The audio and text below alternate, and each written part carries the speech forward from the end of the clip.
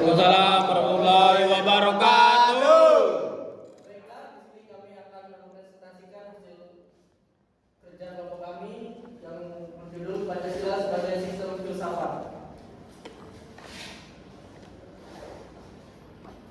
Mengapa Pancasila merupakan sistem filsafat?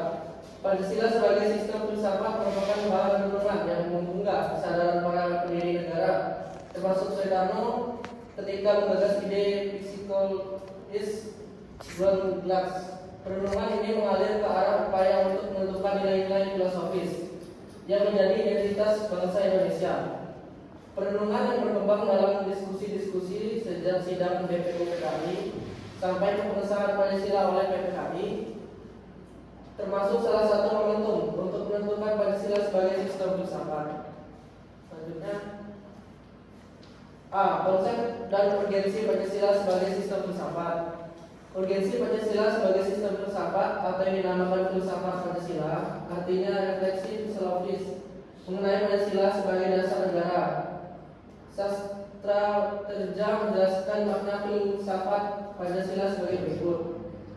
Pengolahan filosofis Pancasila sebagai dasar negara ditujukan pada beberapa aspek. Pertama, agar dapat diberikan substansi jawaban rasional dan mendasar mengenai sila-sila dalam Pancasila sebagai prinsip-prinsip politik. Kedua, agar dapat dijabarkan lebih lanjut sehingga menjadi operasional dalam bidang-bidang yang menyangkut hidup bernegara. Ketiga, agar dapat membuka dialog dengan berbagai perspektif baru dalam kehidupan berbangsa dan bernegara. Keempat, agar dapat menjadikan kerangka evaluasi terhadap segala kegiatan yang bersangkut paut dengan kehidupan bernegara, berbangsa dan bermasyarakat. Sastra Kerja 21 ayat 3. Pertanggungjawaban rasional, penjabaran operasional, ruang dialog dan kerangka evaluasi merupakan beberapa aspek yang diperlukan bagi pengolahan filosofis Pancasila merupakan, meskipun masih ada beberapa aspek lagi yang masih dapat dipertimbangkan. Selanjutnya, B. Alasan diperlukannya kajian Pancasila sebagai sistem filsafat. Pertama, filsafat Pancasila sebagai genetivus objektivus dan genetivus subjektivus. Pancasila sebagai genetivus objektivus artinya nilai-nilai Pancasila dijadikan sebagai objek yang dicari landasan filosofisnya berdasarkan sistem-sistem dan cabang-cabang filsafat yang berkembang di Barat.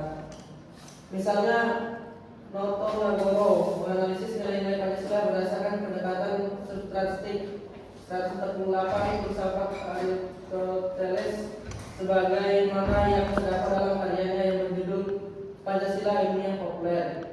Adapun Dirgahayu menyoroti nilai-nilai Pancasila dari pendekatan eksistensialisme religi sebagaimana yang diungkapkan dalam tulisan yang berjudul Pancasila dan Religi.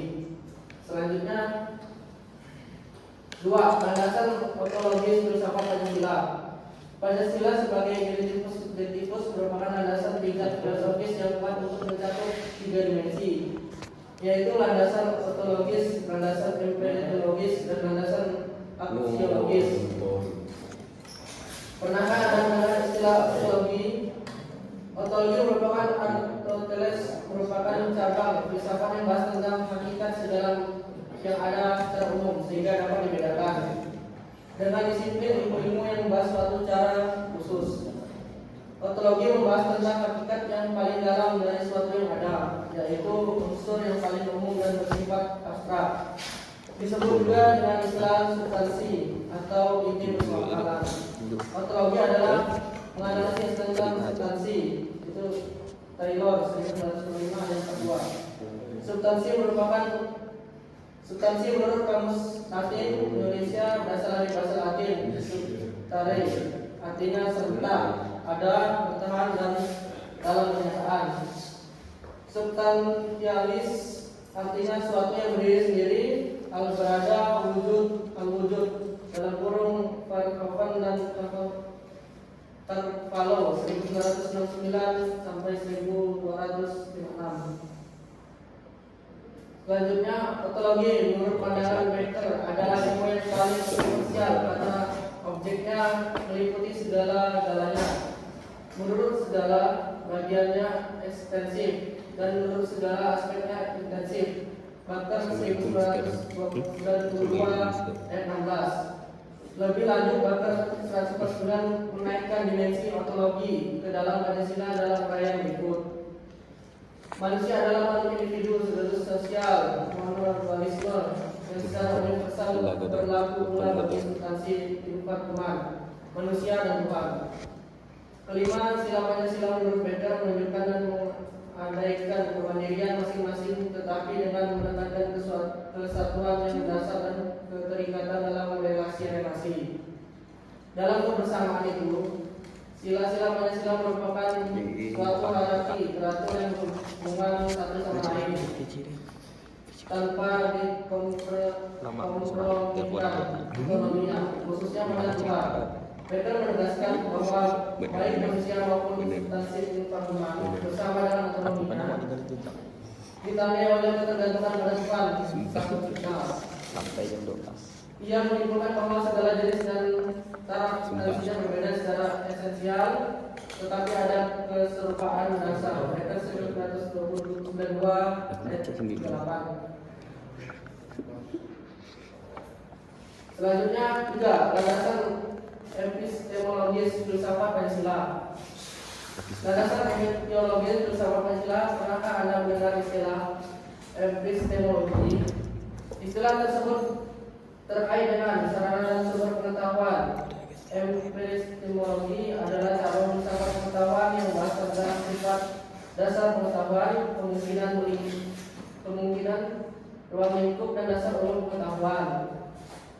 Epistemologi terkait dengan pengetahuan yang bersifat sui generis, berhubungan dengan sesuatu yang paling sederhana dan paling mendasar. Cardono Hadis 1994 ayat 3. Peter John N. Cross menyatakan bahwa epistemologi merupakan cabang filosofis yang mempelajari pengetahuan atau bagaimana orang dapat mengetahui tentang suatu atau apa-apa yang mereka ketahui. Mereka mengungkapkan beberapa persoalan paling umum dalam epistemologi sebagai berikut. 1. Pada tingkatan apa pengetahuan dapat muncul sebelum pengalaman? 2. Pada tingkatan apa pengetahuan dapat menjadi suatu yang positif? Yang pasti itu juga proses 2008 yang berubah. Baik, selanjutnya akan dilanjutkan bersama saya.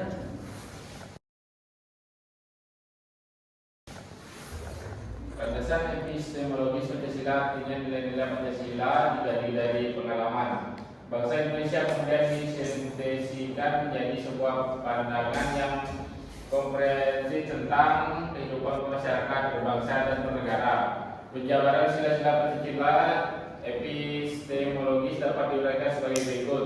Sila ketuhanan yang Maha Esa digali dari pengalaman kehidupan beragama bangsa Indonesia sejak dahulu sampai sekarang. Sila kemanusiaan yang adil dan beradab digali dari pengalaman atas kesadaran masyarakat yang ditindas oleh penjajahan selama berabad-abad. Oleh karena itu, dalam alinea pertama pembukaan Undang-Undang Dasar Negara Republik Indonesia tahun 1945 menyatakan bahwa penjajahan itu tidak sesuai dengan prinsip kemanusiaan dan keadilan. 154 sila persatuan Indonesia digali dari pengalaman atas kesadaran bahwa keterpecah belahan yang dilakukan penjajah kolonialisme Belanda melalui politik David Impera menimbulkan konflik antar masyarakat Indonesia. 4. Landasan aksiologis Pancasila. Peter John and Cross mengatakan bahwa aksiologi merupakan cabang filosofi yang berhubungan dengan penelitian tentang nilai-nilai. Salah satu masalah penting dalam aksiologi yang ditegarai Peter John and Cross yaitu dapatkah teori bebas dari nilai. Problem apakah teori atau ilmu itu dapat bebas dari nilai memiliki pengikut yang kuat dalam buku positivisme.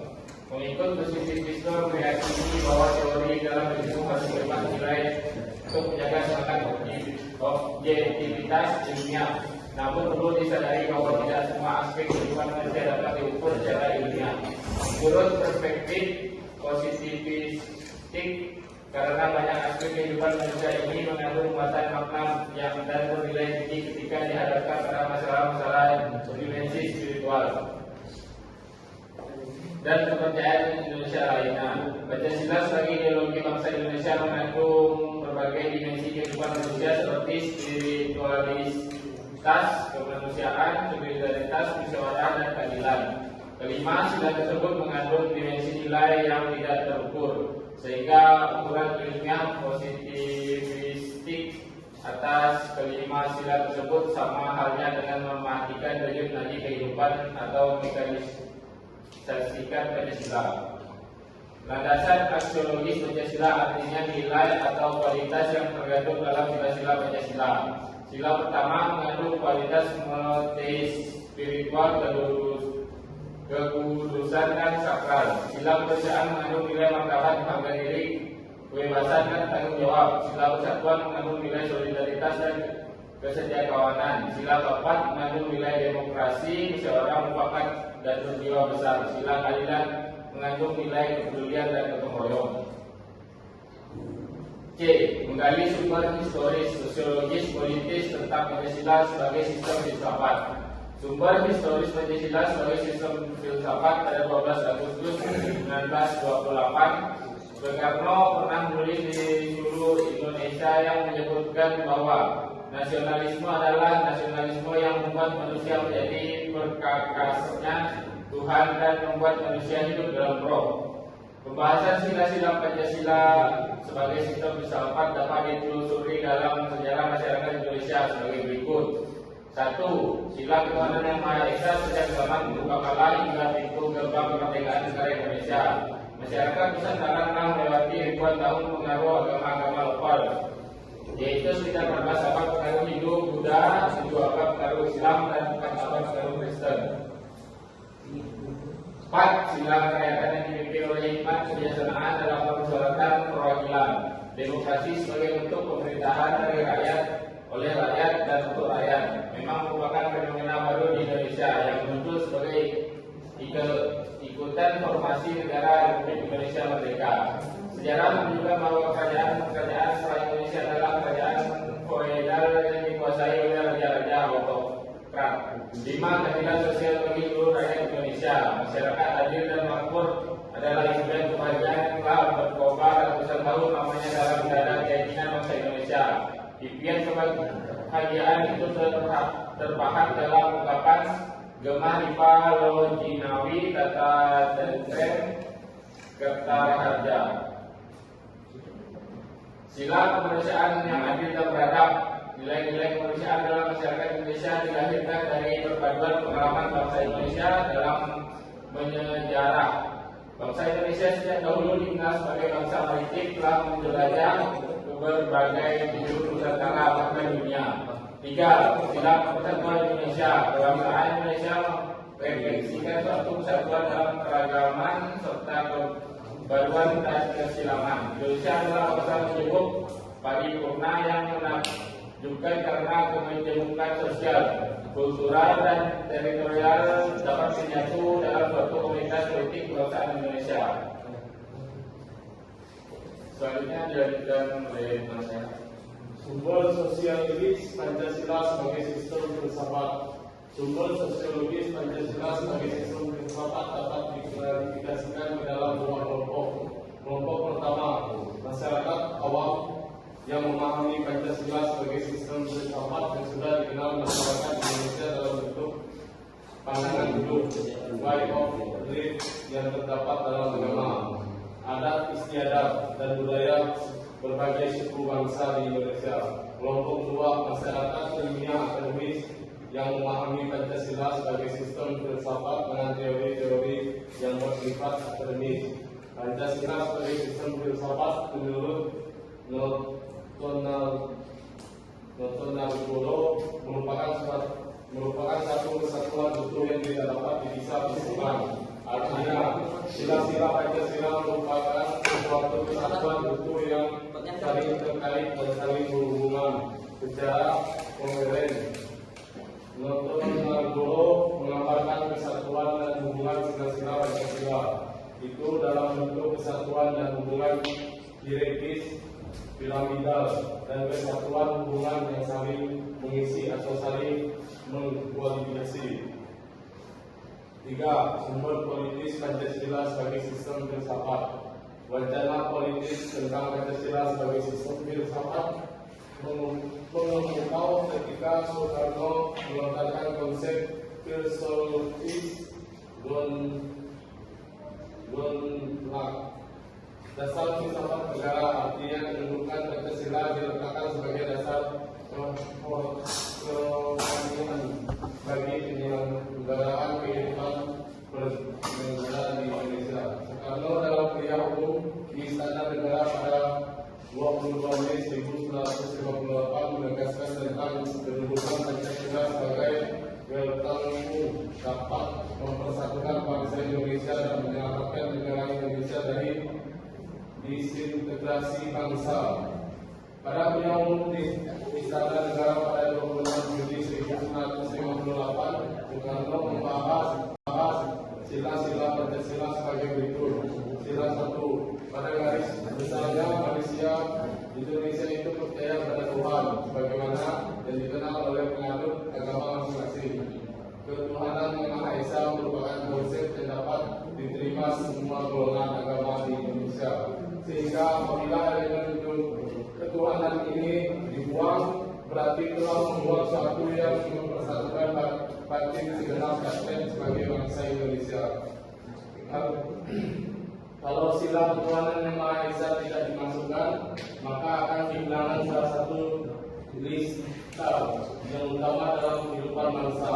Dengan pemikiran elemen ketuhanan ini perlu dimasukkan ke dalam sila-sila Pancasila karena menjadi bintang penuntun atau pedoman dalam bertindak. Dinamika Pancasila sebagai sistem filsafat dan Pancasila sebagai sistem filsafat mengalami dinamika sebagai berikut. Pada era pemerintahan Soekarno, Pancasila sebagai sistem filsafat dikenal dengan istilah filosofis Gonlak.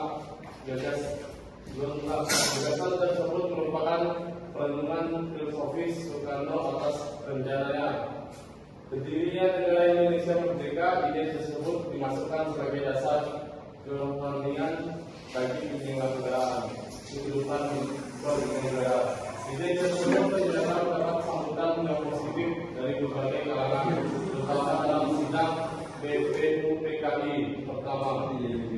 Persisnya pada 1 Juni 1945. Namun, ide tentang filosofis Gonlak belum diuraikan secara rinci, lebih merupakan adagium politik untuk menarik perhatian anggota sidang dan bersifat teoritis.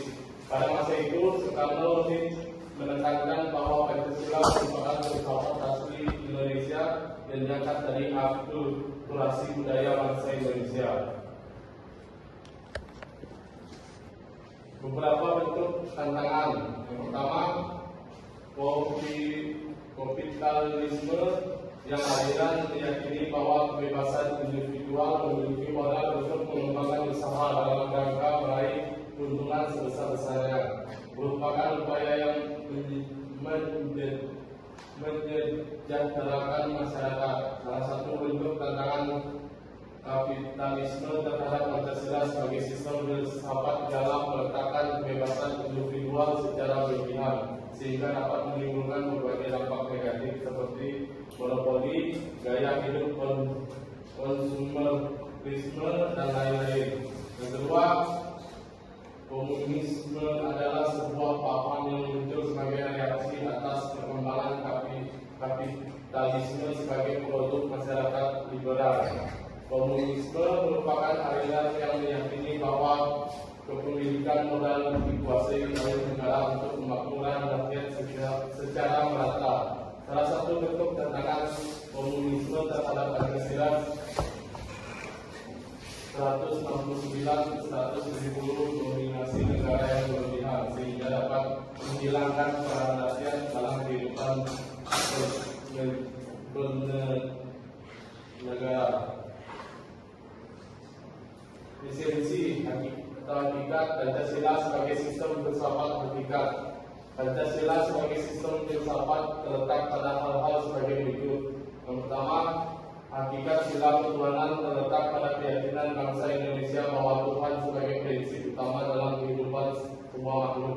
Yang kedua, hakikat sila kemanusiaan adalah manusia monopolisasi yang terdiri atas tiga modulis, yaitu susunan kodrat atau jiwa raga, sifat kodrat, makhluk individu sosial, kedudukan kodrat, makhluk pribadi yang otonom dalam makhluk Tuhan, Noto Nagoro. Yang ketiga, hakikat sila persatuan terikat dengan semangat kebangsaan. Rasa kebangsaan terwujud dalam bentuk cinta tanah air yang dibedakan ke dalam tiga jenis, yaitu tanah air real, tanah air formal, dan tanah air mental. Yang keempat, hakikat sila kerakyatan terletak pada prinsip musyawarah. Yang kelima, hakikat sila keadilan terwujud dalam tiga aspek, yaitu keadilan distributif, legal, dan komunitatif. Urgensi Pancasila sebagai sistem filsafat. Hal-hal penting yang sangat penting bagi pengembangan Pancasila sebagai sistem filsafat diikuti hal-hal sebagai berikut. Yang pertama, meletakkan Pancasila sebagai sistem filsafat dapat memulihkan harga diri bangsa Indonesia sebagai bangsa yang merdeka dalam politik, ideologis, dan juga merdeka dalam mengumumkan ide-ide pemikirannya untuk kemajuan bangsa, baik secara material maupun spiritual.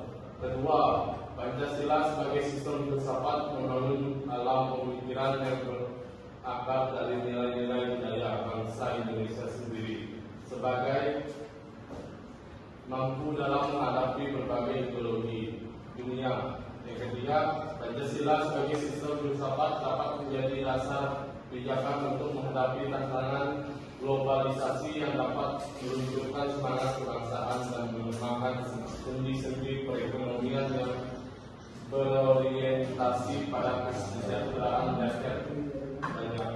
Yang keempat, Pancasila sebagai sistem filsafat dapat menjadi way of life sekaligus way of living bangsa Indonesia untuk menjaga keseimbangan dan konsistensi antara tindakan dan pemikiran. Saya Ajis dari kelompok 5, izin bertanya. Yang bagian E kan ada yang pertama itu esensi Pancasila sebagai sistem filsafat. Yang di bagian ketiga itu kan ada hakikat sila persatuan terkait dengan semangat kebangsaan. Rasa kebangsaan terbentuk dalam bentuk cinta tanah air. Itu kan ada 3 bagian. Di situ ada yang cinta tanah air secara real, terus secara formal, kemudian ada yang secara mental. Nah, itu maksudnya bagaimana? Sekian, terima kasih. Baiklah, di sini kami akan menjawab pertanyaan dari salah satu teman kami, itu Ajis, yang bertanya tentang mengapa hakikat dibedakan menjadi 3, yaitu tanah air real, tanah air formal, dan tanah air mental. Maksudnya adalah tanah air real adalah bumi tempat yang dilahirkan dan dibesarkan, bersuka dan berduka yang dialami secara fisik sehari-hari. Tanah air formal adalah negara berbangsa yang berundang-undang dasar yang andal. Manusia Indonesia menjadi salah satu seorang warganya yang membuat undang-undang, menggariskan hukum dan peraturan, menata, mengatur dan memberikan hak serta kewajiban, mengesahkan atau membatalkan, memberikan perlindungan dan hukum, memberikan paspor atau surat pengenal lainnya. Yang ketiga, tanah air mental. Tanah air mental bukan bersifat teritorial karena tidak dibatasi oleh ruang dan waktu, melainkan imajinasi yang dibentuk dan dibina oleh ideologi atau seperangkat gagasan vital. Mungkin itu saja jawaban yang bisa kami sampaikan. Apakah sudah jelas? Jelas. Baiklah, mungkin cukup sampai di sini presentasi dari kelompok 4. Saya akhiri. Wassalamualaikum warahmatullahi wabarakatuh. Waalaikumsalam.